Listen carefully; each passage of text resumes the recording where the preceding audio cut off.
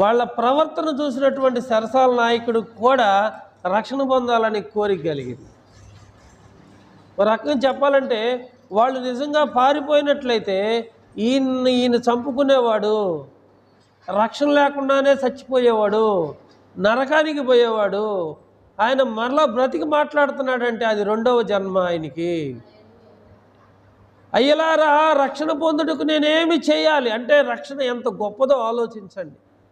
ఉద్యోగం కంటే గొప్పది, డబ్బు కంటే గొప్పది, ఇల్లు వాకిలికి అన్నిటికంటే గొప్పది, వెండి బంగారాల కంటే గొప్పది రక్షణ.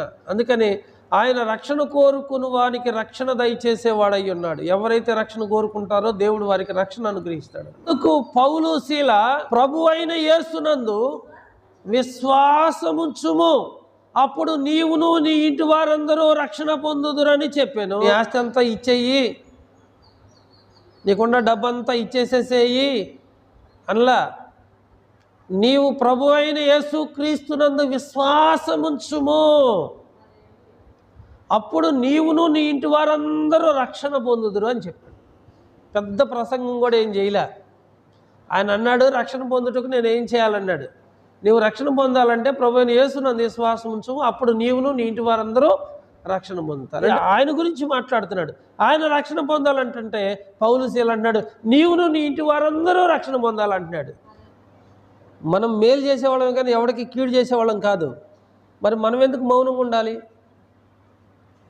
పౌలు శీలను మౌనంగా ఉండారా? దేవుని కోసం దెబ్బలు తిన్నారు, వస్త్రాలు లాగి వేసేసారు, బొండలు బిగించారు, సంఖ్యలు బిగించారు, సెలసాల్లో వేశారు, త్రోసారు, అవమానపరిచారు. అయినా వాళ్ళు నోరు ఆగిందా? దేవునికి స్తోత్రం చెప్పారు, ప్రార్థన చేశారు, అద్భుతం జరిగింది. అసలు భూకంపం వచ్చింది, వాళ్ళ ప్రార్థనకి అద్భుతం జరిగిందన్నమాట. పౌలు శీలను బంధించి చెరసాలలో వేసిన పాటలతో ప్రార్థించగా చెరసాల బ్రద్దాలయే. వారు పాటలతో ప్రార్థించగా చెరసాల బ్రద్దాలయే. యెహోవా నీ నామము ఎంతో బలమైనది, ఎంతో బలమైనది.